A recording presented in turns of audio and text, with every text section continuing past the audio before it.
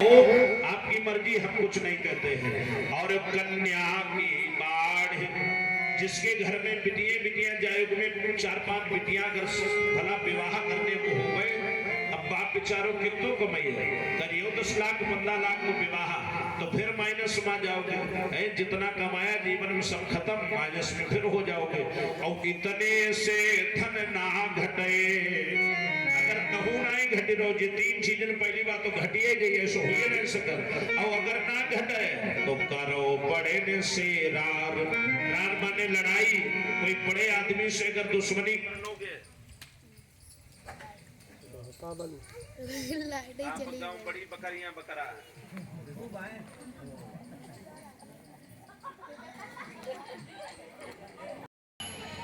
बोले गोविंद भगवान की। हमारे गांव में परीक्षित जी ब्राह्मण और ठाकुर परिवार में आप अगर दवा के नाम पर बकरियां ढूंढो तो पूरे पूरा भरे न मिली, ढूंढने से किसी के भी घर हो ही नहीं सकते। अन्य लोग हो, ब्राह्मण क्षत्रिय परिवार में कभी नहीं है। बोले गोविंद भगवान की। तो बात चल रही थी जित संगो जितेंद्रिया, तो राजा ने अनाउंसमेंट कराया, अब बड़े बड़े चरवाहे लोग आने लगे। जी छुपा बैठा। तो राजा ने उसी समय अनाउंसमेंट जो करवाया, अब तो बड़े बड़े चरवाहे लोग आने लगे। सोचा मैं बकरे को इतना खिलाऊंगा पिलाऊंगा, महल करके कुछ खाएगा ही नहीं, लेकिन जब बकरी जैसी जा चाहे जितनी अथरी हो, कोई न कोई चीज खा लेगी। अब जिस समय राजा के दरबार में चरवाहे लोग महीने 2 महीने चरवाहे बकरा लेके जब दरबार में लेके पहुंचते हैं, महाराज जब बकरा खूब तृप्त हो गया तो राजा कोई न कोई ऐसी चीज मंगवा के रख देता, बकरा खाने लगता है, उसको दंडित किया जाता है। एक चरवाहो थोड़ो कट्टर रहा है, उसने सोची हमारो तो विवाह नहीं, तो हम तो मरो ही चाहते, या तो राजा के यहाँ फांसी हुई है और या दुई में तो एक ही रही है, या जो बकरा रही है या रही है हम। अब देखें, उसने दरबार में जाकर कहा महाराज की जय जयकार हो, क्या समाचार? कहा महाराज ऐसा करो अपना बकरा हमें चरवाही को दे दो। राजा ने कहा भैया ले जाओ, शर्त क्या है? कहा अगर कुछ ना खाया तो जो मांगोगे इनाम मुंह मांगा मिलेगा, और खा लिया तो मेरी मर्जी में दंडित करूंगा। अब उसने चरवाहे ने कहा ठीक महाराज, ज्यादा से ज्यादा फांसी होगी, इसके आगे कोई सजा है नहीं तुम्हारे यहाँ, हम तो मरो ही चाहते, लेकिन ठीक है। बकरे को लेकर के और जो वो चला, दरवाजे पर खूंटी से बकरे को बांधा और 1-1.5 हाथ की छड़ी उठाई, लपलपी 20-20 डंडियां बकरा के सड़ा सज्जो मारी। बकरा बेचारो भड़बड़ाई पर बकरा नहीं है। अब हम कुछ बोले नहीं, कोई उद्दंडता करी नहीं, कुछ खाओ नहीं पियो नहीं, आखिर हमारी मार का है भाई। रात भर भूखा बता रहा, सवेरे अब तो बकरा है भूखा। सवेरे राजा ने जो चारा हरा मंगा के बकरे के सामने चारा रखा, और बकरा तो रात भर का भूखा, और जो खाने के लिए मुंह आगे बढ़ाया, चरवाहे ने उठाया डंडा, फिर 10वीं छड़ी मारी। तो बकरा ने कहा इसके मतलब खैबे पीछे मैं मारो ही नहीं, खाइए नहीं देखे मार कहां से होगी। 4-6 दिन की ट्रेनिंग में रमन बाबू ऐसा कर दिया बकरे को कि बकरे ने चारा को खाना बंद कर दिया। अब बकरे के सामने अगर चारा रख दे और बकरा अगर चारा देख दे तो मार शुरू। बकरा ने सोची जब हमें खैबे नहीं तो देखूं काय को है, तो 4-6 दिन की फिर ट्रेनिंग में देखना बंद कर दिया। अब तो फिर इसके बाद जो बकरे के सामने चारा इधर रखे, और अगर बकरा इधर से इधर ना मुंह घुमावे फिर मार शुरू। तो चारा इधर, जो छड़ी उठावे तो बकरा खट से अपना मुंह इधर कर ले। चरवाहे ने सोची अब ट्रेनिंग पक्की, अब ये तृप्त हो गए। दरबार में ले जाकर पहुंचे, महाराज की जय जयकार हो। राजा ने कहा बेटा क्या समाचार? कहा महाराज बकरा चरवाही में दिया था, बिल्कुल तृप्त हो गया, कुछ खाता ही नहीं है। राजा ने बकरे की तरफ देखा, सोची जाके पराना ही नहीं निकले तो बताओ तृप्त हो तो 15 दिन को भूख है। अरे कहीं महाराज खिला के देख लो। अब राजा से पीछे चरवाहा खड़ो, छड़ी संगे है परीक्षित जी, और जो राजा ने हरा चारा बढ़िया मंगाया, अब बकरे के सामने रखा, बकरा तो खूब बीसो मन में कि कैसे उठाए ले, और जो पीछे से चरवाहे ने खाली छड़ी ऐसे उठाई तो बकरा खट से अपना मुंह उधर कर लिया। राजा ने किया ये भूखा बहुत है, खा क्यों नहीं रहा? महाराज अपनी इधर चारा धर के देख लो, अगर खावे तो हमें बताइयो। अब जो इधर चारा रखा तो बकरे ने खट से अपना मुंह इधर कर लिया। देखो ये दृष्टांत का सार क्या है? ये परीक्षित जी बकरा कौन है? ये मन है बकरा, और मन रूपी बकरे को तृप्त करने के लिए ज्ञान रूपी चाहिए डंडा। जब तक ज्ञान रूपी डंडा से मन रूपी बकरे पर चोट नहीं पड़ेगी तब तक जो ऐसो लबर लबर करिए। चिवरा को पहुंचे सोची ना हो बाबूलाल के पेड़ा खाए ले, अब पेड़ा खाए ले ना हो ठंडा पी ले, ठंडा पी ले शाम सोची ना हो पौवा पी ले। अकेले 250 का नाश्ता कर गए। अब बताओ लेकिन ज्ञान से काम लिया? नहीं। अगर मैं 300 रुपए का नाश्ता अकेले करूंगा तो कल्याण नहीं, 300 रुपए की सब्जी ले लूंगा तो 7 दिन चलेगी। वो अच्छी बात है कि अकेले 300 का एक बार नाश्ता करे, वो अच्छी बात है। तो बात चली थी कि अपनी इंद्रियों को जीतना चाहिए। इतना जब हो जाएगा तब कहते हैं सुखदेव जी, स्थूले भगवतो रूपे मनः संधारे हृदय। भगवान के स्थूल माने विराट रूप का ध्यान, विराट स्वरूप का ध्यान करना चाहिए। कैसा विराट स्वरूप? महाताल में तस्तु हिपाद मूलम पठम पिपाश्रिम प्रपदेर साधनम। भगवान के पैर पाताल में है, शीश आकाश में है। देखो मरने वाले व्यक्ति को परमात्मा का स्तवन करना चाहिए, ध्यान करना चाहिए। लेकिन परीक्षित जी भगवान तो तभी ध्यान में आएगा जब ध्यान करने की आदत डाली जाएगी। आदत में नहीं है तो राम नाम नहीं निकलेगा, तो बिना ध्यान आएगा भगवान। घर वाले जब कोई मरणासन्न होता है तो घर वाले कहते बाबा राम राम कहा, तब बाबा का दैया, तब दैया कहा है। आप बताओ दैया सरल है कि राम सरल है? क्यों? तुलसी बाबा लिखते जन्मत मरत दुसहे दुख होई। जन्म और मृत्यु के समय प्राणी को असहनीय पीड़ा होती है।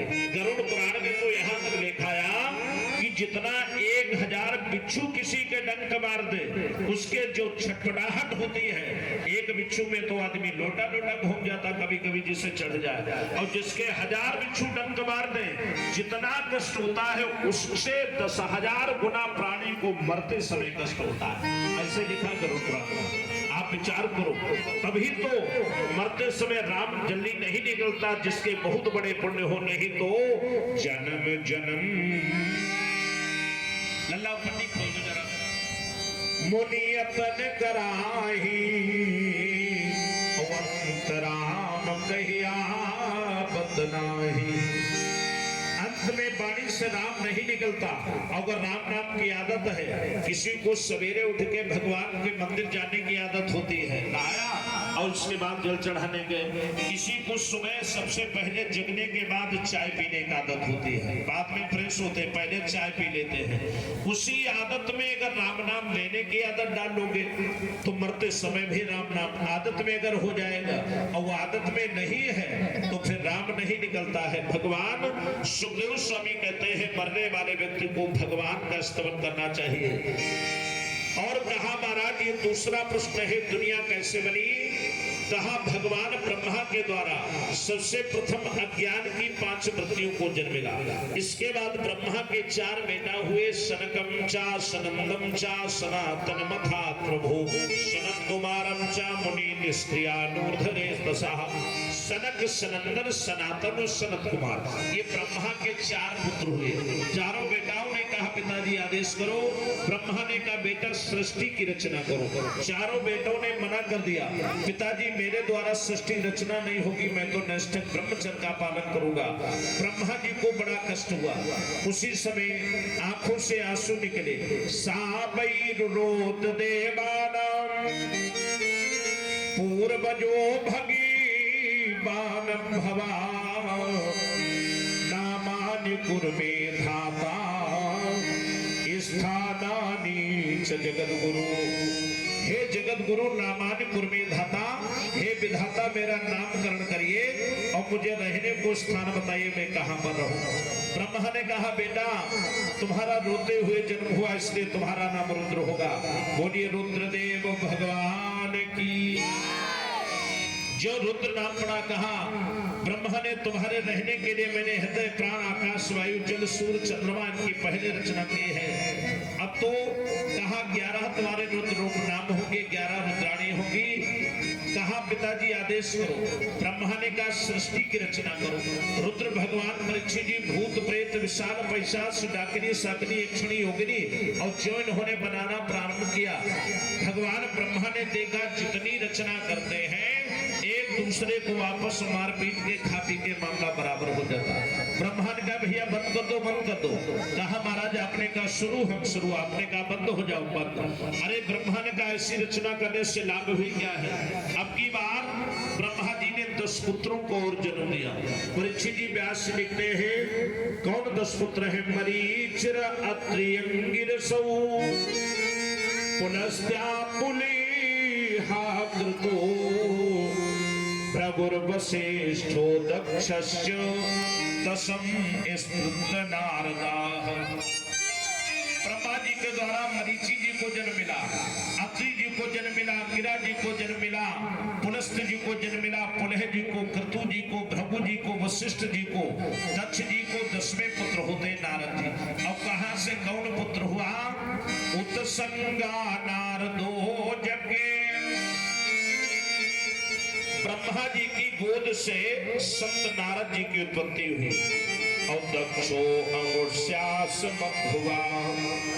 दक्ष जी की उत्पत्ति कहां से। ब्रह्मा के अंगूठे के द्वारा हुई। प्राणाद वशिष्ठा संजातो प्रभुस्त्वचे कराकृतो। ब्रह्मा जी के प्राणों से वशिष्ठ जी पैदा हुए और भृगु त्वचा के द्वारा, अब कराकृतो कर्माने होता हाथ, ब्रह्मा जी के हाथ के द्वारा क्रतु जी की उत्पत्ति हुई। पुनः पुलोहो नाभितो जगे। ब्रह्मा जी की नाभि से पुलह जी की उत्पत्ति हुई और पुलस्त्या करणयोर्षि। परीक्षित जी पुलस्त जी कहां से। रावण के जो बाबा है इनकी उत्पत्ति ब्रह्मा के कर्ण माने कान के द्वारा हुई। पुनः इसके बाद में अंगिरा मुक्तो क्षणो अत्रि मरीचिर मनुषो भगवन्। अंगिरा जी ब्रह्मा के मुख के द्वारा, अत्रि जी नेत्रों के द्वारा, मरीचि जी मन के द्वारा हुए। 10 पुत्रों को जन्म देने के बाद फिर ब्रह्मा ने किससे बनाया। धर्मा स्तना दक्षिणतो यत्र नारायणः स्वयं अधर्मा पृष्ठतो यस्मात् मृत्युलोक भयंकरा। परीक्षित जी अपनी बार ब्रह्मा ने धर्म को पैदा किया। देखो ये धर्म कहां से हुआ। ब्रह्मा के दाहिने स्तन से धर्म पैदा हुआ। और अधर्म कहां से हुआ, ध्यान से सुनने। अधर्म हुआ अधर्मा पृष्ठतो। पृष्ठ माने पीठ। ब्रह्मा के पीठ के द्वारा अधर्म पैदा हुआ। देखो यहाँ पर एक संकेत मिलता है, शिक्षा मिलती है कथा से कि परीक्षित जी किसी को आशीर्वाद देते समय कभी भी पीठ के ऊपर हाथ नहीं रखना चाहिए। क्यों? क्योंकि पीठ पर हाथ रखोगी या हाथ रखोगे तो बालक अधर्मी बनेगा। क्योंकि अधर्म पीठ के द्वारा पैदा हुआ ब्रह्मा के। इसलिए आशीर्वाद देते समय हमेशा सिर के ऊपर हाथ रखना चाहिए। जिसे आशीर्वाद दिया जाए तो उसके सिर पर हाथ रख करके आशीर्वाद देना चाहिए। आपने यहाँ देखा होगा विवाह का जो मंडप गाढ़ा जाता है, 5-7 लोग जो मंडप गाढ़ने वाले जाते हैं, बुलाते हैं, हम लोग गए मंडप गड़ाने पहुंचे तो माताएं क्या करती हैं, आटा में हल्दी घोर के और एक पीठ पर ऐसे थाप लगा देते हैं। लगाई जाती माता जी पीठ को पर एक थाप मारी जाती है जो मंडप गढ़ाते। क्यों? उसका क्या भाव होता है? पीठ पर ही क्यों? इसीलिए क्योंकि अधर्म पैदा हुआ पीठ से। ये धर्म रूपी मंडप के सामने अधर्म की दृष्टि ना पड़े। पीला रंग भगवान विष्णु का प्रतीक होता है, माने भगवान को साक्षीकरण करते हुए इसलिए पीठ पर एक पीली थाप मार दी जाती है। ये उसका भाव होता है, इसलिए वो थाप लगाई जाती है। तो अब की बार ब्रह्मा जी के द्वारा हृदय कामो भ्रुवा क्रोध हो। ब्रह्मा के हृदय से काम भावना को जन्म हुआ। भ्रुवा क्रोध हो। क्रोध माने गुस्सा, भ्रुवा माने भंवन। देखो ब्रह्मा के भंवन से क्रोध पैदा हुआ। आप कहें प्रैक्टिकल देख लेना करके, किसी दिन कोई गुस्सा में हो गए तो सबसे पहले रमन बाबू जी भौवे चढ़ जाते हैं। लोग कह देते भैया हम तो बोले ना अपने आप भौवे चढ़ाए को, अब चढ़ाए थोड़ा बे तो खुद चढ़ दी, जब क्रोध में होगा तो भौवे एकदम चढ़ जाएंगे। और लोभांशाधर दक्षदा, लोभ कहाँ से हुआ? लोभ हुआ अधर माने होता ब्रह्मा के नीचे के होंठ के द्वारा लोभ पैदा हुआ। आप कहें कैसे प्रैक्टिकल देख लेना। किसी दिन कोई मांगने वाला याचक आ जाए और माता जी दरवाजे बैठी हो और याचक कामना करे मांगने की, मामा ने बिटिया को लाया, बिटिया इन बाबा जी को भिक्षा दे हुआ, और बिटिया घर में घुसे 2 किलो आटा भरे बेला भर, और बिटिया ने अंदर से कही मम्मी देखिए, मम्मी ने घूम देखो हे भगवान 2 किलो आटा, ऐसे 4 मांगन वाले है जी कल्याण हो जी। तो मम्मी इशारा के बिटिया थोड़ा कम, फौरन नीचे होंठ दाब के उंगलियां से कह दिया, माने होंठ दाब के संकेत कर दिया कि कम करके ना बताओ, करो कोई ऊपर का दा बताओ बताना। तो नीचे के होंठ से लोभ पैदा हुआ ब्रह्मा जी के द्वारा। इसके बाद में छाया यह कर्दमो जगे देवहूत्यापति प्रभु, छाया से देवहूति के पति महाराज कर्दम जी की उत्पत्ति हुई। पांचम दुहितरी तन्वी स्वयंभू हरति मना, अकामः चक्मे छत्ताः सकाम इतेना सुतम्। अब की बार परीक्षित जी, ब्रह्मा जी के द्वारा वाणी की देवी कौन है? मैया सरस्वती। और जिस समय सरस्वती जी का प्रादुर्भाव हुआ, उसी समय जब देखा, देखो देवियों में सबसे ज्यादा अगर कोई सुंदर देवी है तो सरस्वती। और मैं कहता हूँ भगवान ने दुनिया में सबसे ज्यादा अगर कोई खराब चीज बनाई है तो सिर्फ सुंदरता, ज्यादा सुंदरता चक्र में ना रहना, क्योंकि सुंदर चेहरे कभी सुंदर दिल नहीं रखते, इसलिए ज्यादा सुंदरता चक्र नहीं रहना है। ब्रह्मा जी ने आज बेटी सरस्वती को देखा, अपनी ही बेटी पर ब्रह्मा मोहित हो गए, हृदय में विकारी भाव उत्पन्न हो गया, छटपटाहट होने लगी। देखो शास्त्र का आदेश है, घर में अगर जवान बहन हो तो जवान भाई को एकांत में अकेले में बहन के साथ नहीं रहना चाहिए, जवान माता के साथ जवान पुत्र को एकांत में अकेले में नहीं रहना चाहिए। शास्त्र में लिखा गुरु गुरु ज्ञान निधाना,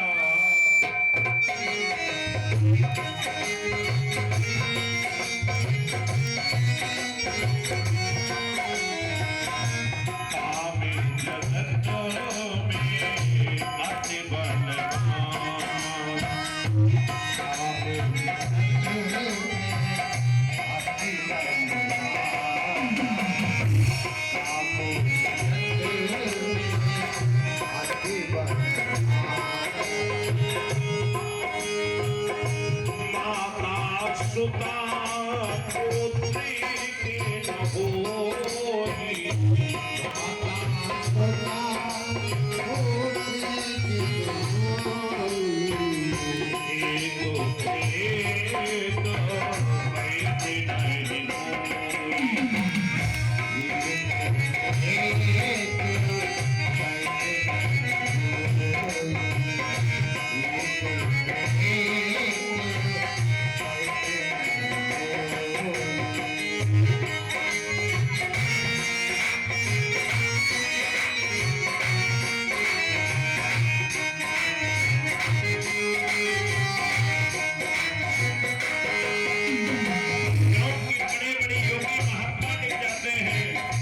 योगी यति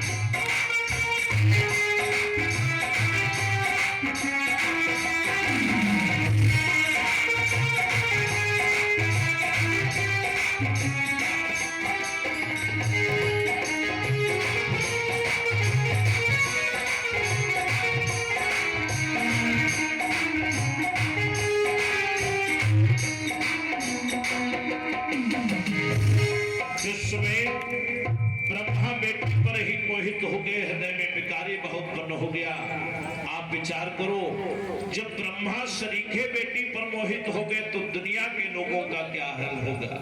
आप विचार करो, जब सरस्वती ने देखा, श्राप दे दिया, रे ब्रह्मा तुम दुनिया के कलंकी पिता हो, एक बेटी पर मोहित हो गए, तुम्हारे अंदर गलत विचारों का भाव आ गया, जाओ मैं तुम्हें श्राप देती हूँ, दुनिया के लोग तुम्हारी पूजा नहीं करेंगे।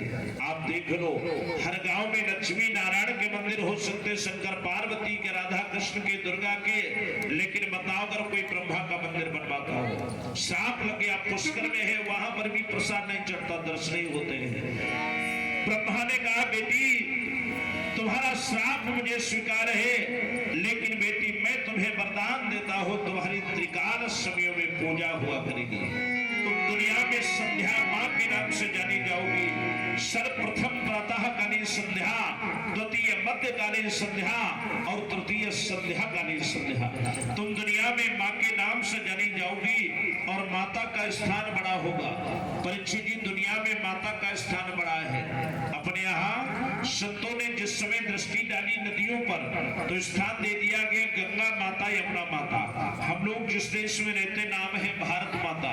वृक्षों में स्थान दिया तुलसी माता, जानवरों में गौ माता कहा गया, क्योंकि भगवान स्वयं माहे करहो सदा इनके रखबारी और जिम बालक राखे महतारी।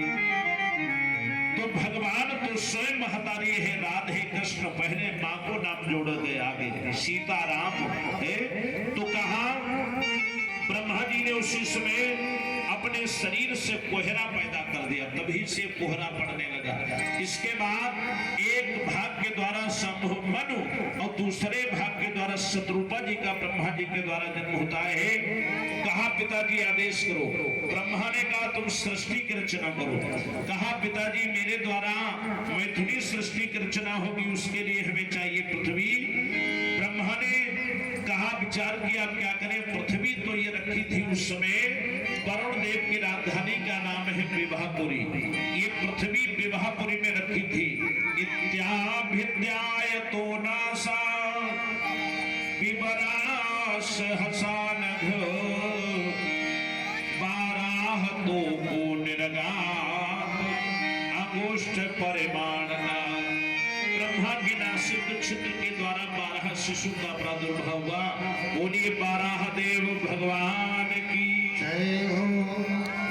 भगवान ने देखते देखते शूकर का रूप धारण किया और जिस समय सोचा पृथ्वी का उद्धार करना है, परीक्षित जी भगवान चल देते हैं रसातल में इस पृथ्वी को लाने के भाव से। जिस समय पहुंचे ब्रह्मा जी के द्वारा जो बराह जी का जन्म हुआ, बराह भगवान ने इस पृथ्वी को उठाया। ये पृथ्वी रखी थी वरुण देव की राजधानी विवाहपुरी में। हिरणाक्ष और हिरण्याकश्यप दोनों जुड़वा भैया है। हिरणाक्ष ने इस पृथ्वी को धरोहर के रूप में रख दिया है। तो भगवान ने पृथ्वी को उठाया और लेकर के चले हैं। पीछे से इसने जो जाना कि मेरी पृथ्वी चोरी हो गई, ये हिरणाक्ष 12 भगवान को ललकारने लगा। ददर्श सत्राभिजितम धराधरम प्रोनीयमाना बनिमग्रदष्टया मोक्षणन्तमक्षणा स्वरचोरणश्रिया जहाँ सचाहो बन गोचरो लगा। अरे छलिया विष्णु खड़े हो जाओ, खड़े हो जाओ। तुम तो ऐसे भागते जा रहे जैसे कोई जंगल में मृग भागता है। भगवान ने सोची हमें चाहे मृग बताओ चाहे कोई, जब तक हम पृथ्वी को स्थापित कर नहीं देंगे तब तक पीछे मुड़कर नहीं देखेंगे। भगवान ने जब पृथ्वी को स्थापित किया, परीक्षित जी जहां पर हम लोग बैठे हैं इस पृथ्वी को 12 भगवान लाए थे। भगवान ने पृथ्वी को स्थापित करने के बाद अब बोलेगा भैया बताओ हिरणाक्ष का भी तुम क्या कह रहे थे कि जैसे कोई मृग भाग रहा। सत्यम वयम भो, तुमने बिल्कुल सत्य कहा। सत्यम वयम भो वन गोचरो मृगा युष्मध्य धान मृगये ग्राम सिंहान। कहा भाग तो मृग की तरह रहे, लेकिन तुम्हें ये नहीं अनुभव ढूंढ किसे रहे, तुम्हारे जैसे ग्राम सिंहान। और परीक्षित जी, ग्राम सिंह कौन होता है? गांव का शेर होता है रमन बाबू, कुत्ता। भगवान ने जिस समय हिरणाक्ष को कुत्ता कहा, उसी समय अब तो ये द्वंद्व युद्ध भगवान से द्वंद्व युद्ध करने लगा। जिस समय ये द्वंद्व युद्ध करने लगा, उसी समय कुछ देवता ब्रह्मा की शरण में पूछे, महाराज ये कैसे मरेगा?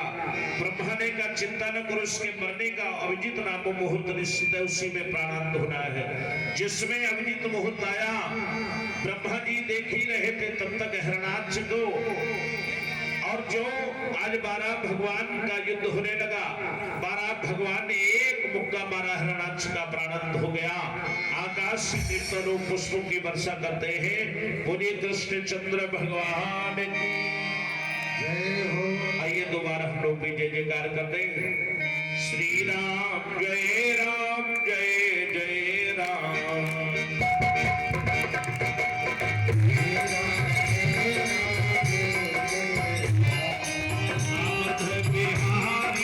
सीताराम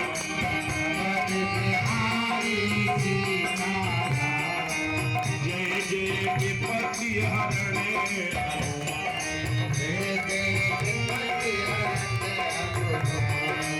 संकट मोचने त्रिकाल धाम।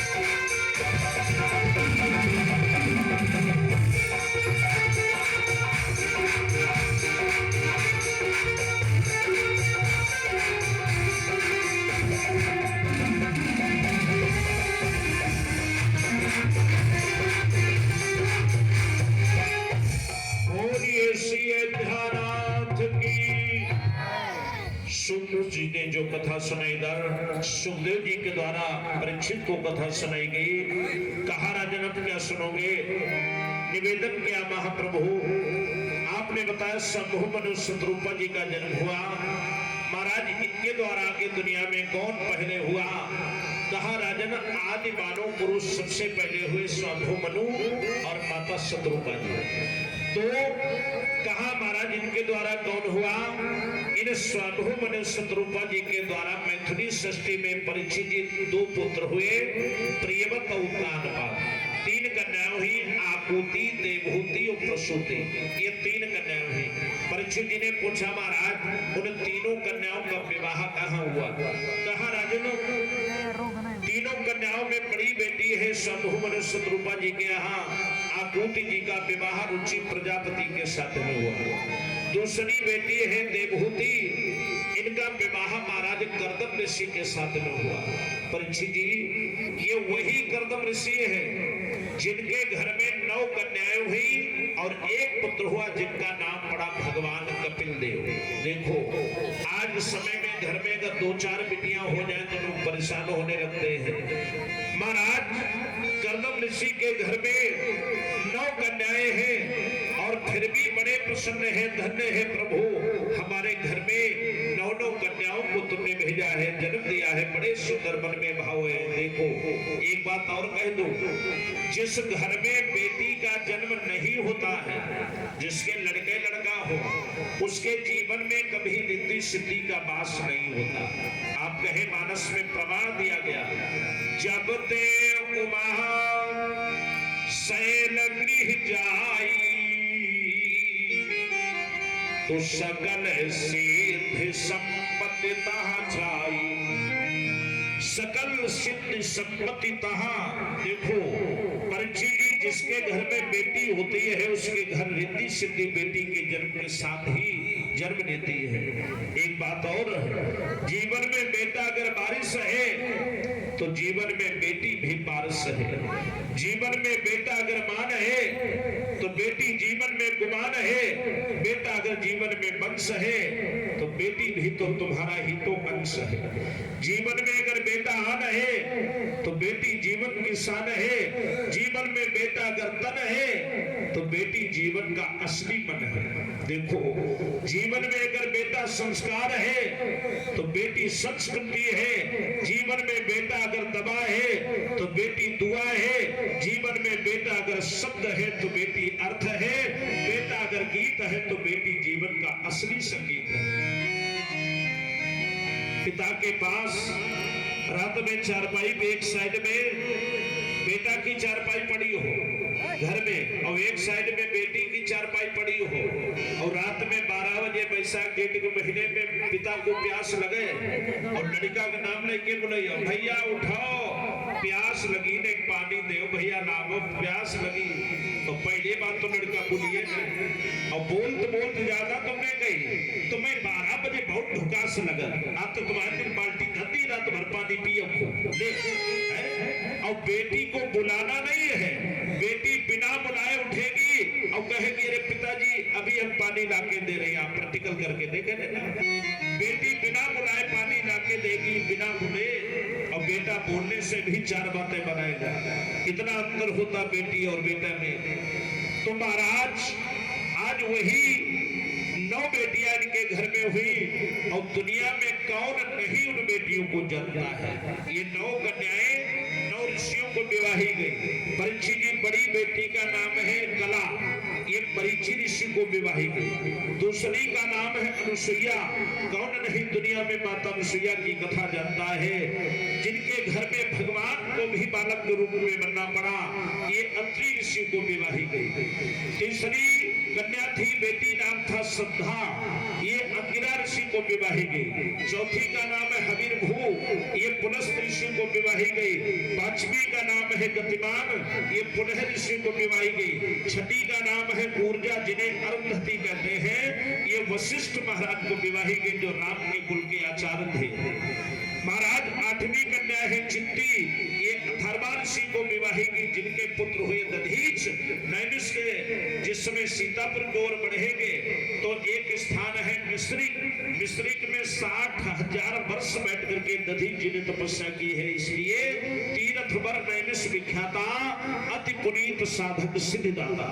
भगवान सुखदेव कहते हैं 9वीं बेटी का नाम है ख्याति, ये भृगु ऋषि को विवाही गई।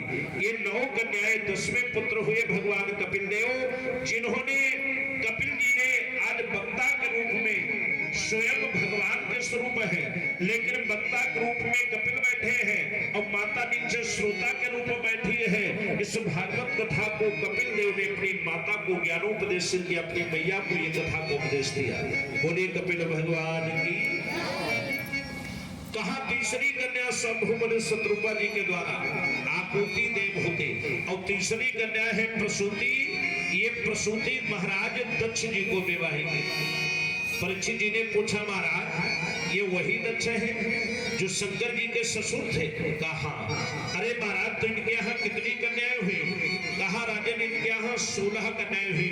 दक्ष जी के यहाँ 13 कन्याएं धर्म को विवाही गई, 14वीं कन्या अग्निदेव को विवाही गई, 15वीं कन्या पितृगणों को विवाही गई और 16वीं कन्या का नाम है सती, ये भूत भावन भोलेनाथ जी को विवाही गई। परीक्षित जी ने कहा महाराज ये वही सती है जिनका प्रभु ने परित्याग किया था। अरे महाराज आखिर ऐसा क्या कारण हो गया जो कि महाराज ने इनका परित्याग किया? भवेशील बताम श्रेष्ठ दक्षो दुहित्र वत्सला विद्वेष पकरोत् तस्मादनः दत्यात्मजां सती। कहा भगवान ये सती जी गुणशील से संपन्न थी, फिर इनका परित्याग क्यों किया गया? आज उसी समय मानस कार ने बड़ा सुंदर ग्रंथ में कथा टीकाकार ने कथा लिखी। एक बार त्रेता जुग माही, एक बार त्रेता जुग माही, एक बार त्रेता जुग माही, एक बार त्रेता जुग माही,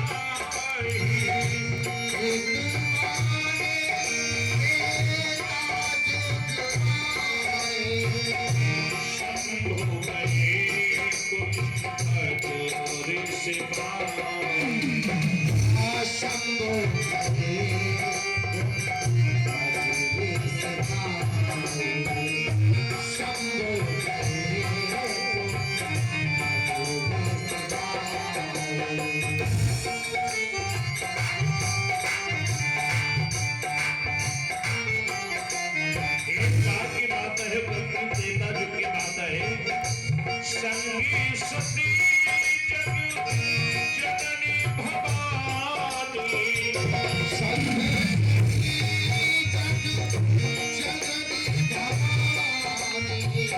पूजे से अखिलेश्वर जानी, पूजे से अखिलेश्वर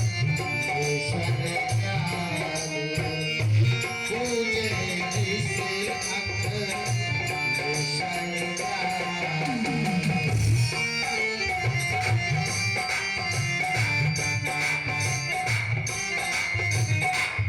परीक्षित जी एक काल की बात है। देखो रामचरितमानस में जहां कहीं पर भी एक बार आया है तो कोई न कोई नई कथा लागू होती है, और पूरी मानस में एक बार शब्द एक बार नहीं है।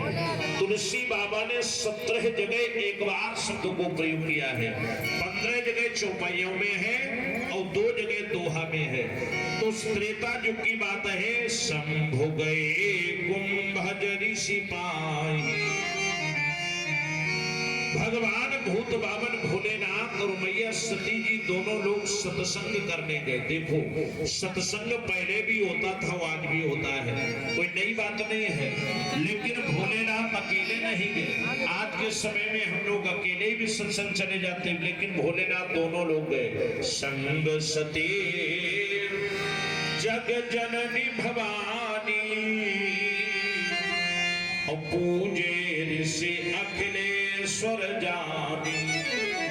कुंभ जी ने जो देखा विचार के धन्य है प्रभु, सारे जगत के अखंड ब्रह्मांड नायक जगदाधीश परमात्मा आज वो हमारे यहाँ कथा सुनने को आए हैं। तो अपना सौभाग्य मानते हुए कुंभ जी ने विधिवत शंकर जी और सती जी का पूजन अर्चन वंदन किया। इसके बाद जब कथा हुई, राम कथा मुनि पर जी बखानी, तो सुनी महेश परम सुख मानी। सुनने गए 2 लोग, लेकिन नाम आया एक लोगों का। लिखना तो ये चाहिए था सुनी सती महेश परम सुख मानी, लेकिन सती का नाम नहीं है, सुनी महेश। आप लोग सोच रहे होंगे कि हो सकत बीच से सती मैया उठ के चली आई हो, जैसे को नाम नहीं आओ, आई भी नहीं। कहत सुनत रघुपति गुण गाथा, और कछु दिन कहाँ रहे गिरिनाथा। वहां पर कुछ दिन भोलेनाथ रहे, सती जी भी रही, और जब वहां से चले तो आगे लिखा देखो स्पष्ट शब्दों में कि मुनि सन विदा मांगी त्रिपुरारी, और चले भवन संग दक्ष कुमारी। जब गए हैं तब भी लिखा संग सती जग जननी भवानी, और जब वहां से चले हैं तब भी लिखा चले भवन संग कौन है दक्ष कुमारी। तो लेकिन जब बीच में कथा हुई तो बीच से नाम काट दिया गया, सुनी महेश। आखिर क्यों? देखो परीक्षित जी, सती जी के जीवन की सबसे बड़ी कमजोरी अगर कोई है तो सती जी की एक कमी है कि इनके अंदर शंका बहुत जल्दी होती है। और शंका का कोई आज भी इलाज नहीं। किसी को किसी पर शंका हो जाए तो कोई ऐसा डॉक्टर नहीं पैदा हुआ कि इंजेक्शन भर के लगा दे, कहते भैया जाओ तुम्हारा रोग खत्म। शंका का कोई इलाज ही नहीं। तो महाराज सती जी को शंका ये हो गई कि कथा सुनने हम आए हैं तो हम इनका सम्मान करें, ना कि ये उल्टी हमारी पूजा कर रहे हैं। श्रोता वक्ता का सम्मान करता है, लेकिन यहाँ पर एक वक्ता ने श्रोता की पूजा की है। तो सती जी के मन में आया, हमें लगता है ये ऐसे महात्मा है, इन्हें मालूम को चुना है, ऐसे माथो रंगे घूमत। अब सती ने कथा नहीं सुनी, शंका हो गई। अब देखो ये कथा का प्रभाव क्या है, इन्हीं चौपाइयों से सिद्ध होता है। भगवान की कथा में पहली बात कभी शंका नहीं करना चाहिए, और जो शंका करते हैं उनकी दशा क्या होती है। अब देखो शंकर जी जब कथा सुनने गए तो क्या डिग्री है कि शंभु गए कुंभजरी सिपाही। शंभु में अक्षर है 2, और जब कथा सुनी तो शंभु से क्या हो गए, सुनी महेश। महेश में अक्षर हो गए 3, और 3 ही नहीं, मुनि सन विदा मांगी त्रिपुरारी। त्रिपुरारी में अक्षर हो गए 4, तो दूनी डिग्री हुई कि नहीं, इनकी डिग्री बढ़ी क्योंकि कथा सुनी। और परीक्षित जी सती जी ने नहीं सुनी तो इनका स्थान नीचा कर दिया गया। जब सुनने गई तो डिग्री कितनी बड़ी लेके गई, संग सती जग जननी भवानी। सारे संसार की अम्मा है जग जननी भवानी, कोई साधारण घर की अम्मा नहीं है, पूरी दुनिया इन्हें अम्मा कहता है। लेकिन जब कथा नहीं सुनी, आज जो दुनिया की अम्मा है मैं खुद की अम्मा नहीं रही। क्या लिखा कि चले भवन संग दक्ष कुमारी। दक्ष कुमारी माने पिता की बेटी की औकात पर ला करके खड़ा कर दिया गया। कहने का भाव ये कथा का प्रभाव है। दूसरी बात, अब देखो इस चौपाई में एक और नई बात निकली, चले भवन संग। परीक्षित जी शंकर जी अपने भवन की ओर चल रहे हैं, जबकि शंकर जी का कोई भवन तो है ही नहीं, फिर ये क्या दूसरे के भवन में जा रहे हैं, इनके पास तो कोई भवन है नहीं। एक बार भवन बनाया भी, भला जीवन में रमन बाबू एक बार सती जी ने निवेदन किया कि महाराज ऐसा करो, हमारी सवरी बहन के बढ़िया बढ़िया भवन है, एक आप भी बढ़िया सब महल बना लो, भवन बना लो, तो कम से कम गर्मी में छाया में रहने को तो मिलने लगे। शंकर जी ने कहा देवी काहे हमें परेशान करोगी, तुम्हारे भाग्य में भवन में रहना लिखा नहीं है, क्यों परेशान होगी। जब पार्वती जी का विवाह होके आया तो पार्वती ने कहा महाराज ये कौन सी बात है, अगर भवन बनाओगे तो रहने को मिलेगा। शंकर जी ने कहा देवी तुम मानती नहीं हो, चलो बनाए लेता हूँ। एक भवन बनाया सोने का महल शंकर जी ने। अब परीक्षित जी महल में गृह प्रवेश कराना बड़ा जरूरी, और उस समय का सबसे बढ़िया आचार्य था रावण। तो रावण को जिस समय बुलाया और रावण ने गृह प्रवेश कराया, और गृह प्रवेश करा के शंकर जी ने रावण से कहा भैया तुम्हारी जो इच्छा हो सो हमसे मांग लो, दक्षिणा में आचार दक्षिणा में जो इच्छा हो सो मांग लो। अब रावण को मिल गया मौका, रावण ने सोचा इससे बढ़िया मौका ही क्या मिलेगा। रावण ने कहा शंकर जी से महाराज जिस महल का मैंने गृह प्रवेश कराया, ऐसा करो आचार दक्षिणा में महल अपना हमें दान में दे दो। जो इतना कहा शंकर जी ने पार्वती तरफ देखा, कहा हमने कही थी तुम्हारे भाग्य महल नहीं है, तुम मानी नहीं बनाए तैयार करो और गृह प्रवेश कराओ। एक दिन नहीं रह पाए छत के नीचे, रही में कैलाश पर्वत में। पार्वती को क्रोध आ गया। पार्वती ने कहा रे रावण जाओ मैं तुम्हें श्राप देती हूँ, तुमने मेरा एक सोने का महल ले लिया, इस एक महल के बदले में मैं हजारों महल सोने के जला करके राख कर दूंगी।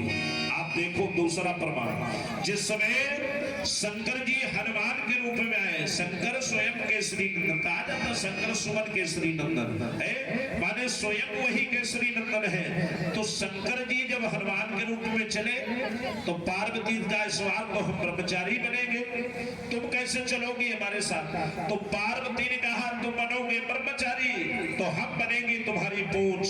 क्यों, ये श्राप भी सत्य करना है, लंका को तो जला नहीं है। तो पार्वती बनी है पूंछ, और जिस समय हनुमान जी ने लंका उलट पलट लंका समझारी।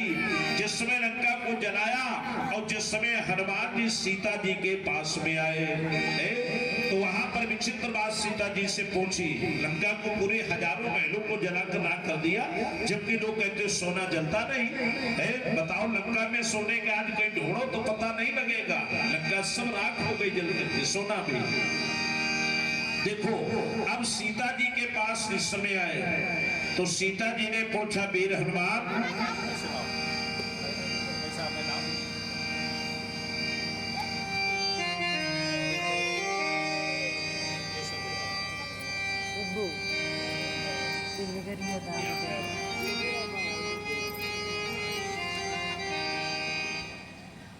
हनुमान जी से कहा सीता जी ने, वीर हनुमान एक बात पूछे। हनुमान जी ने प्रणाम किया, मां पूछो। तो सीता जी ने पूछा, लंक जला के जली भी नहीं, हनुमंत विचित्र है पूछ तुम्हारी। जिस पूछ से लंका जलाई तो पूछो को जल जाना चाहिए था, पूछ तो जली नहीं। अब एक बात और है, दुनिया में जिसकी लंबी पूछ हो वो भी परेशान, और जिसकी बिल्कुल ना पूछो वो भी परेशान। ये अम्मा बैठी बूढ़ी वाली, ये और पौरिया जी दिन इनके बिना पूछे कुछ बनाए खाए ले। कोई दिन देखे उनको मुंह फोटो खिंचवे लायक ऐसे करके दुआरे बैठते हैं। तुम कहते हो क्या है ताई जी आज भैया हमारी कोई पूछे नहीं, हम तो दुआरे डरी रहती, सब अपने अपने मन को कथा, हमारी कोई पूछे नहीं। जिसने दुखी इनकी पूछना है, और जिनकी ज्यादा पूछ है, जिनके लड़का बहु बढ़िया है, अब इसलिए परेशान। तुम कहते हैं बड़ा अरे भैया क्या बतावे, हम खूब चाहते हमारे कैसे प्राण छोड़ो, लेकिन हमारे बिना पूछे कुछ करते ना। लड़का बहुत हमारे ऐसे हैं, हमारे बिना पूछे कुछ नहीं कर। इसलिए परेशान कि लड़का बहु बिना पूछे नहीं कर, और इसलिए परेशान कि बहुरिया बिना पूछे सब्जी बनाई तो इनको मुंह फोटो खिंचवे लाए। अब देखो पूछ की बात पूछ से, तो लंके जला के जली भी नहीं, हनुमंत विचित्र है पूछ तुम्हारी। वीर हनुमान और कौन सजादू भरा इसमें, हंसी पूछते हैं मिथिलेश दुलारी। इसलिए दुलारी माने सीता हनुमान जी चरणों में गिरे, रोने लगे। माँ क्या दास की जानबूझ करके परीक्षा करती हो, अज्ञान हो गई मैया। बोले कपि, कपि माने हनुमान, तो बोले कपि हिय राघव जो आगे है। अरे मैया मेरे हृदय में कौन है, हृदय बसो आगार, सीताराम का तो दर्शन हृदय के अंदर है। बोले कपि हिय राघव जो आगे है, और पीछे है पूछ रहस्य है भारी। अरे भैया पीछे मेरी पूछ है, रहस्य बड़ा भारी है। तो सीता जी ने कहा रहस्य क्या है? अंतिम बात गोपाल जी अच्छी लगे तो ताली बजाना। हनुमान जी ने कहा मैया इस बानर को, अरे मेरे जैसे बंदर को, इस बानर को और भला पूछता कौन? फिर अरे भैया श्री राम के पीछे है पूछ हमारी। मेरी पूछ कब है कि श्री राम के पीछे है पूछ हमारी। कहने का भाव, दुनिया में अगर श्री राम जी को हृदय में बसा लोगे तो हनुमान जैसी तुम्हारी की घर घर में पूछ हो जाएगी। कथा तो कुछ और ही सुना रहे थे, तो बड़ा दूर निकल गए। जैसे कबड्डी में चल कबड्डी पट्टी पट्टी पट्टी पट्टी पट्टी पट्टी पट्टी पट्टी चल जाते हैं, तो कैसे हमारी कथा है चल कबड्डी बड्डी बड्डी। अब पाला से कब को पारो निकल जाता है, तो कथा कहाँ पे हो रही थी? परीक्षित जी ध्यान रखना, बात में बता रहा था आपको कि महाराज चले भवन, भवन के ऊपर कितनी बात बढ़ गई थी। चले भवन, तो शंकर जी का कोई भवन तो है नहीं, इस पर ये बात हमने जोड़ दी। तो फिर भवन भवन किसके लिए आया है? भवन है भगवान के लिए। लिखा है मंगल भवन अमंगल हारी, बहु सुदशरथ अजिर बिहारी। यही तुम सुना रहे थे, ऐसा तो नहीं आपको हमने भटकाया कहीं नहीं। उसी में तुझसे लाके जोड़ूंगा जहां पर कथा चल रही थी। तो बात चल रही भगवान जिस समय प्रभु चले, अब तो सती जी मैया साथ में चलती हैं और जो महाराज भोलेनाथ चलते प्रभु का स्तवन करते हुए, तेही अवसर भंजन महि भारा,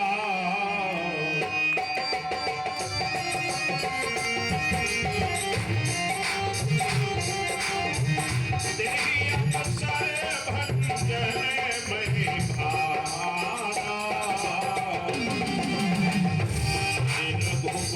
सलीने अवतारा,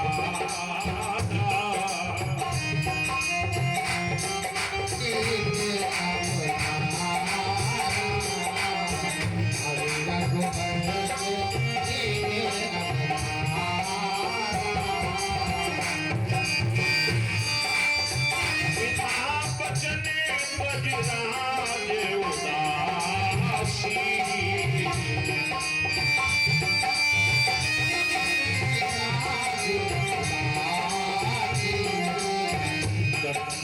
बन बिछरत अविनाशी,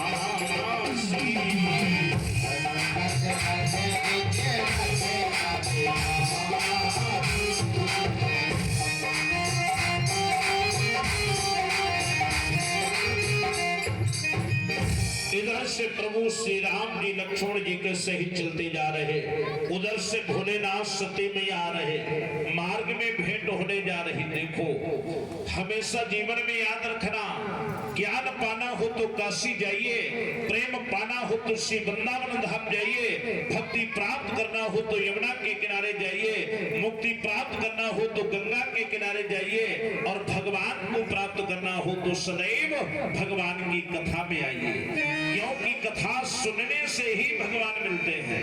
आप तक किसी को रुपया पैसा से सुंदरा गरी गोला चढ़ाने से अगर भगवान मिले हो तो हाथ उठा के प्रमाण दे देना कि पंडित जी अमुक व्यक्ति को भगवान गरी गोला चढ़ाने से मिले। भगवान जब भी मिले होंगे तो कथा के माध्यम से। तो महाराज जिस समय कथा सुन के जा रहे, उसी समय मार्ग में प्रभु श्री राम जी उधर से आ रहे। अब तो भोले बाबा ने देखा, हो ये तो हमारे वही प्रभु हैं जिनकी हम कथा सुन के आ रहे, इन्हें तो प्रणाम करना चाहिए। फिर मन में सोचा कि सती के एक रोग का इलाज भी हो नहीं पाया, और कहीं ने पैया लाके करी तो दूसरी और मर्ज बन के तैयार हो जाएगी। लेकिन फिर सोचा प्रणाम करना तो बड़ा जरूरी है। वाणी से कह दिया, जय सच्चिदानंद जग पावने, आस कही चले मनोजन सावन। जो वाणी से कह दिया जय सच्चिदानंद जग पावन। सती जी ने इधर को देखा, महाराज ये बताओ ये सच्चिदानंद कौन हो गया?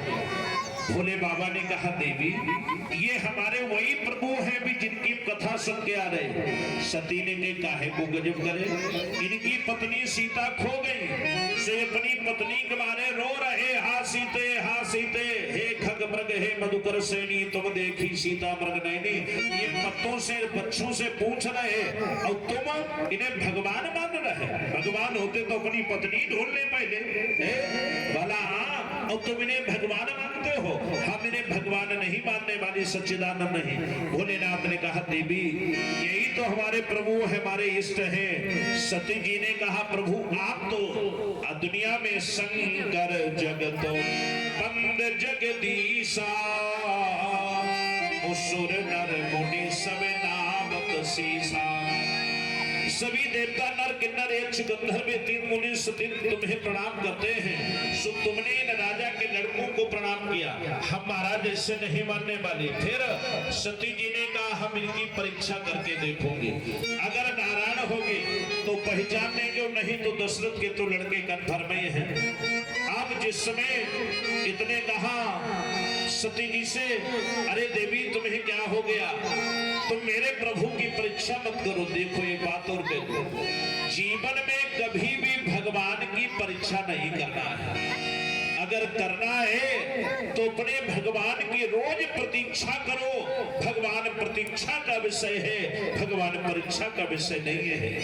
परीक्षित जी, एक समय के बाद जिस समय मां सबरी ने भगवान की प्रतीक्षा की, देखो इस सबरी बड़ी परम भक्ता है भगवान के लिए, गुरु के संपर्क दिए रहती है, सेवा करती है। एक दिन के बाद सबरी की मैया, आज सबरी जिस समय 14 वर्ष की थी, सबरी का अब तो विवाह के लिए तैयारियां की जाने लगी। तो सबरी के लिए विवाह की तैयारियों में बारातियों के स्वागत के लिए पशु पक्षियों को बंद किया गया कमरे में कि इनकी बलि प्रदान होगी, मांस मदिरा को खिलाया पिलाया जाएगा बारातियों को। सबरी की मां सबरी के बालों को खींचने लगी। सबरी ने पूछा, मां आज तो मेरे बाल क्यों खींच रही हो? सबरी के मां ने कहा, बेटी आज तुम्हारी बारात आएगी, तुम्हारा विवाह होने वाला है, इसलिए लाओ तुम्हारे बालों पर कंघी कर दो।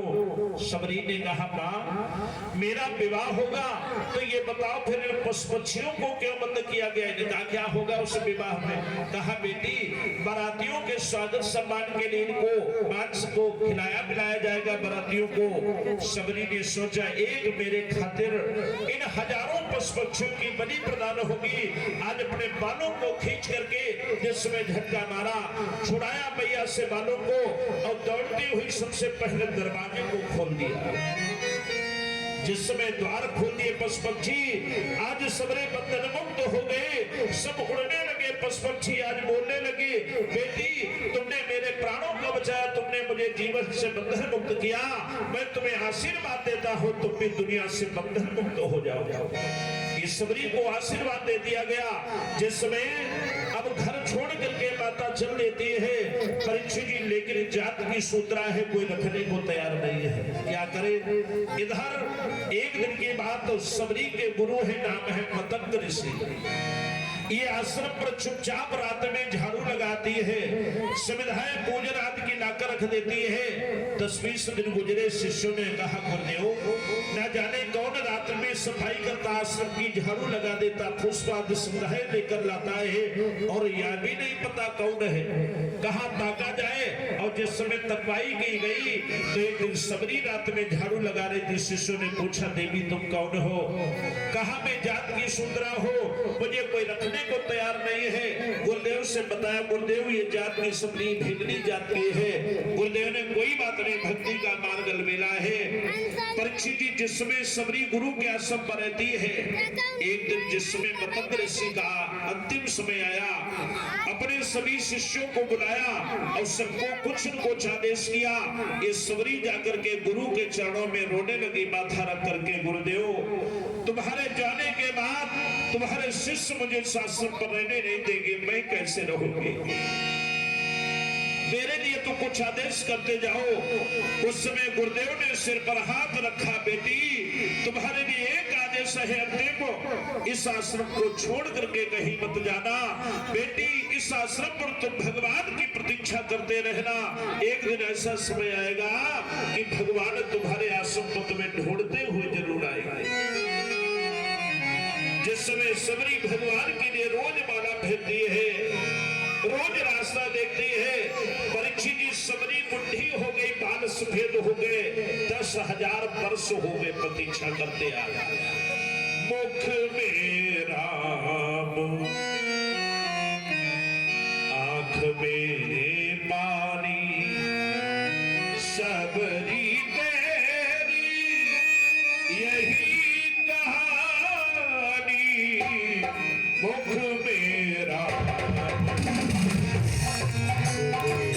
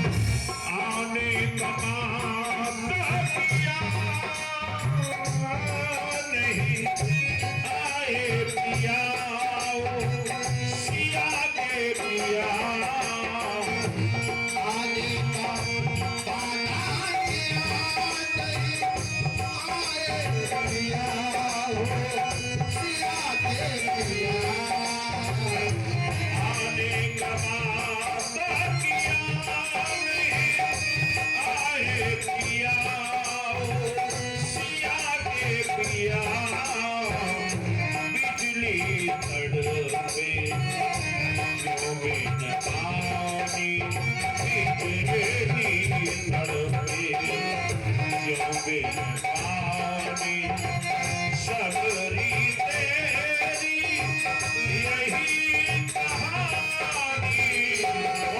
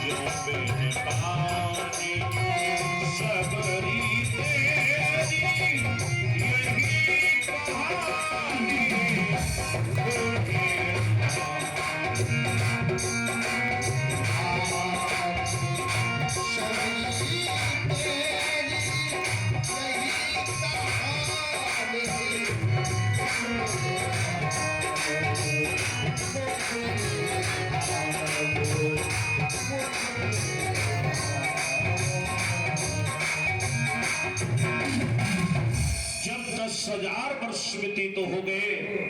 प्रभु ढूंढते ढूंढते जिस समय सबरी के द्वार की तरफ पहुंचते हैं, मार्ग में एक व्यक्ति से उस सबरी का पता पूछा। सबरी आज द्वार पर बैठी दृष्टि लगाए, आज मेरे भगवान जरूर आते होंगे। फिर शाम हो जाती, फिर सवेरे बैठ जाती, रोज जंगल से बेर लाती, फल लाती, आज मेरे भगवान जरूर आएंगे। परीक्षित जी 10,000 वर्ष व्यतीत हो गए। जिस समय एक व्यक्ति से भगवान ने पूछा, भैया इधर मेरी मैया सबरी का घर कहाँ है? सबरी के कान में आवाज पहुंची, आज लगता है मेरे को कोई पूछ रहा, हमें लगता मेरे भगवान तो नहीं आ रहे। उसने कहा सामने चले जाओ, दरवाजे पर वो जो झोपड़ी है वही तुम्हारी मैया का घर, क्या तुम्हारी वो माँ है? भगवान ने कहा वो मेरी माँ है। और जिस समय भगवान सबरी के द्वार पर पहुंचे, क्या वर्णीय दृश्य है। परीक्षित जी उसी समय सबरी चरणों में लौट गई। आज सबरी के घर भगवान ने जो भोग खाया, जीवन में 2 जगह जो भगवान का भोग का आनंद हुआ वो भी कभी नहीं हुआ। एक तो सबरी के घर बेर खाए और दूसरे विदुर के घर भगवान ने केला के छिलके खाए। विदुरानी काकी के यहाँ वो आनंद जीवन में कभी सीता के भी भोजन में नहीं प्राप्त हुआ। कहने का भाव, जीवन में रोज भगवान की प्रतीक्षा करो। आज सबरी ने भगवान की प्रतीक्षा की, भगवान प्राप्त हो गए। बात चल रही थी कथा की। सती जी ने कहा महाराज मैं उनकी परीक्षा करके देखोगे। शंकर जी ने कहा देवी नहीं मानती हो तो जैसे जाए मोह भ्रम भारी, करे हो सो जतन विवेक विचारे। कहा देवी नहीं मानती तो बुद्धि नहीं, विवेक लगा करके परीक्षा कर लेना। अब सती जी आगे बढ़ी तो सोचा परीक्षा करे कैसे। परीक्षा में तो कोई न कोई प्रश्न होता है, तो पुनि पुनि हृदय विचार करे। पुनि पुनि माने बार बार हृदय में विचार किया। और धरे सीता कर रूप, आगे हुई चल पंथ ते, जेहि आवते नर भूप।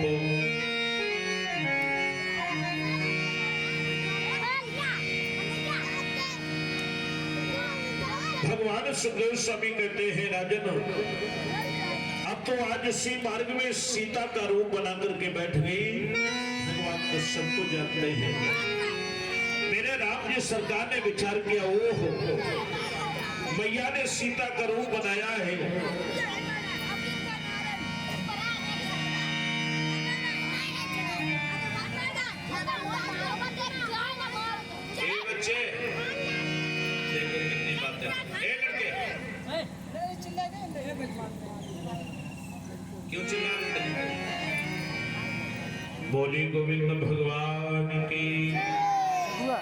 भगवान सुखदेव स्वामी कहते हैं राजन, अब तो जिस समय सीता का रूप बना करके मार्ग में सती मैया बैठ गई है, भगवान इधर से निकले जा रहे, भगवान तो सबको जानते हैं।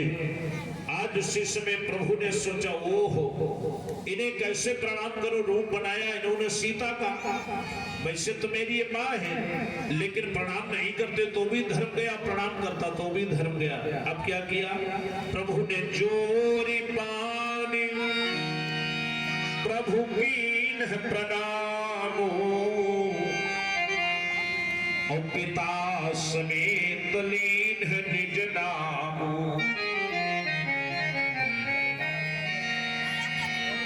अपना परिचय देते हुए पूछा, मैया कहे बहोरी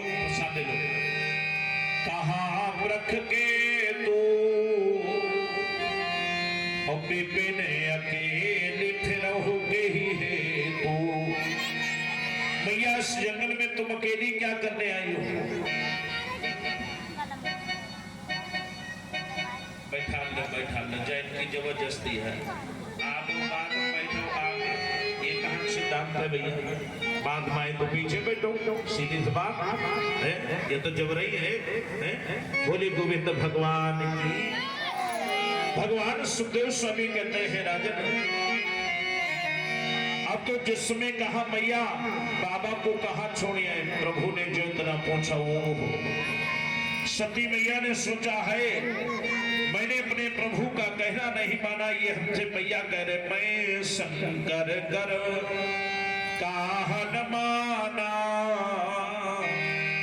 और निजे अज्ञान राम पर आना। अज्ञानता मैंने कर डाली, जाई उतरूं अब देहो का, उर उपजा उर दारुण दाहा। अब तो हृदय में कष्ट होने लगा है, मैंने प्रभु का कहना नहीं माना, अब जाकर के मैं उत्तर में क्या बताऊंगी।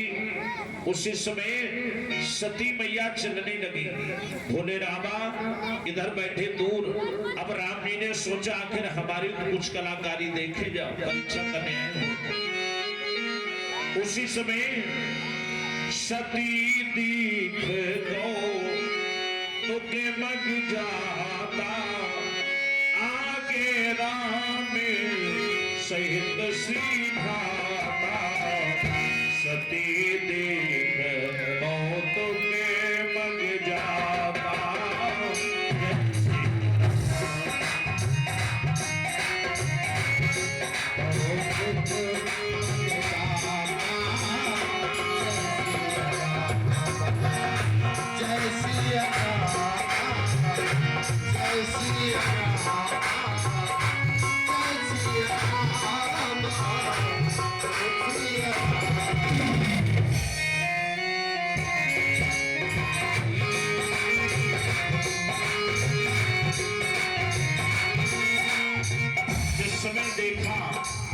सामने सती जी के राम लक्ष्मण चल, आपको फिर चित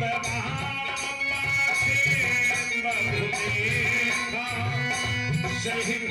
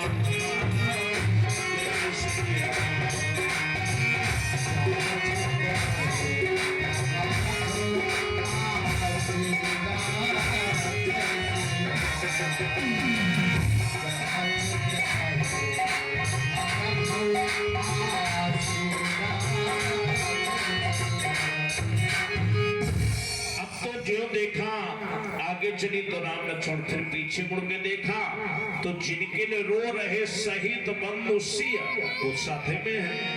अरे सोचा सती ने फिर ये क्यों रो रहे, सीता तो साथे में है। जहां चित वही तहां प्रभु उदासीना उसे वही सिद्ध मुनीश प्रवीणा। जिधर भी देख देती प्रभु राम श्री राम जी के दर्शन हो रहे। अब तो आज हृदय कंप तन सुध कछ नाही, नयन मूंद बैठी मगमाही हृदय कांपने लगा। राम जी ने अपनी माया को समेटा। उसी समय सती जी भोलेनाथ के पास जाकर के पहुंची। बाबा ने पूछा देवी कैसे परीक्षा की, तो सती मैया फिर भी झूठे बोल रहे। कछु न परीक्षा लीन गुसाई और कीन प्रणाम तुम्हारे हिनाई। कहा प्रभु हमने कोई परीक्षा नहीं की, जैसे आपने प्रणाम किया था वैसे हमने प्रणाम कर लिया। जय सच्चिदानंद पावन ने। भोले बाबा ने सोचा स्त्री जात भला चूक जाए, ऐसा तो हो ही नहीं सकता है। अब तो ध्यान लगाया। तब शंकर देखे उधर ध्यान कि सती जुकीन चरित सब जाना। ध्यान लगा के देखा, ओहो अरे तुमने सीता का रूप बनाया। सीता तो भोलेनाथ की माता तो लहे। अरे सती जाओ, तुमने तो अपराध कर डाला। आज से इस शरीर से तुम्हारी भेंट नहीं होगी। कहा दुनिया में यही तन सती ही भेंट मोहिनाही और शिव संकल्प कीन मन माही। जो संकल्प कर लिया शरीर से तुम्हारी कभी भी अब भेंट नहीं होगी। सती जी समझ गई जिससे मेरा परित्याग हो गया। शंकर रुख अब लोकी भवानी कि प्रभु मोहित जो हृदय पुनानी। अब तो विचार किया जिससे मेरा परित्याग हो ही गया। इधर भोलेनाथ अपनी समाधि लगा करके बैठ गए। परीक्षित जी बाबा की समाधि लगती है 87,000 वर्षों के लिए। भोलेनाथ की समाधि 1-2 हजार वर्ष के लिए। प्रमाण लिखा बीते संवत सहस 87 तो तजी समाधि शंभु अविनाशी। राम नाम शिव सुमिरन लागे और जाने वो सती जगत पति जागे। जिस समय प्रभु भोलेनाथ ने राम राम कहते नेत्र खोले हे गोविंद भगवान का स्तवन किया। तेरी मर्जी का मैं हो गुलाम मेरे अलवेल राम। तेरी मर्जी का मैं हो गुलाम।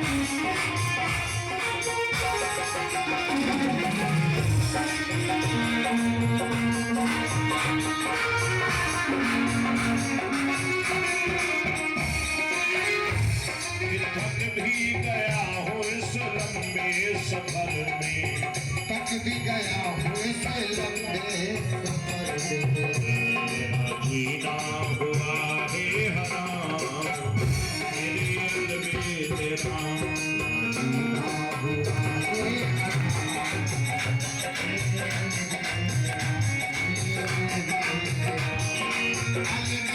राम तेरे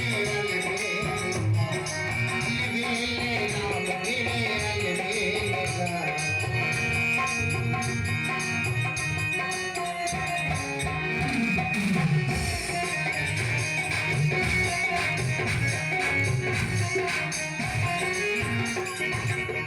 हार चुका हूँ मैं अकल लगाकर, हार चुका हूँ अकले लगा हार चुका हूँ मैं अकल लगाकर, हार चुका हूँ अकले लगा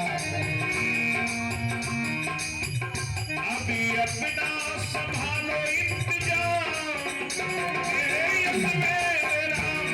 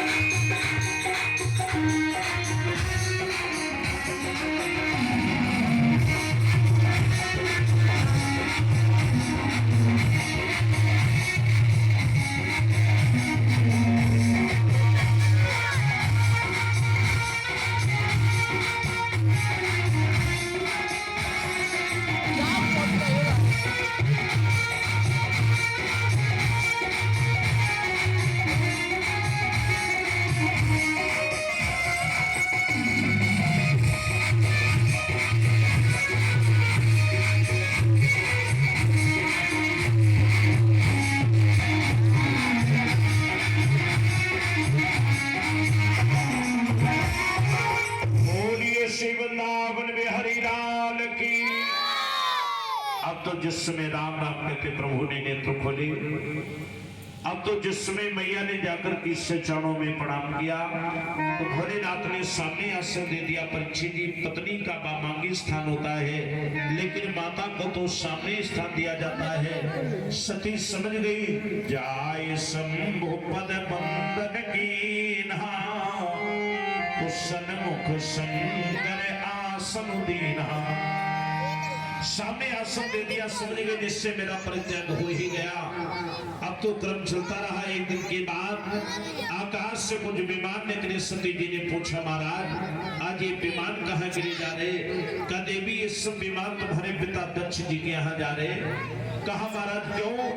कहा पिता दक्ष जी के यहाँ, कहा देवता देवांगनाओं को आमंत्रण किया गया इसलिए वहीं पर सबको जा रहे विमान। सती जी ने कहा महाराज पिता के यहाँ यज्ञ हो गए और हमें आपको कोई निमंत्रण नहीं, पत्र नहीं, कार्ड नहीं, खबर नहीं, व्यवहार नहीं, महाराज क्यों?